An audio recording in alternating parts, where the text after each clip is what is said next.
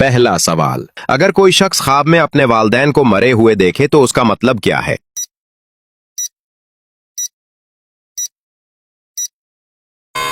सही जवाब, उम्र दराज होगी। दूसरा सवाल, अगर ख्वाब में किसी मुर्दे से बात करें तो क्या मतलब है?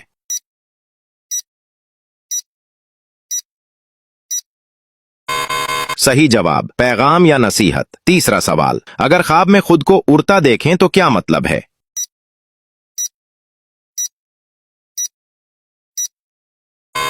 सही जवाब, तरक्की। चौथा सवाल, अगर ख्वाब में कब्र देखें तो इसका मतलब क्या है?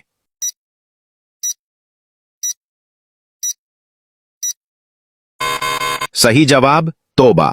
पांचवा सवाल, अगर ख्वाब में किसी को रोता देखें तो?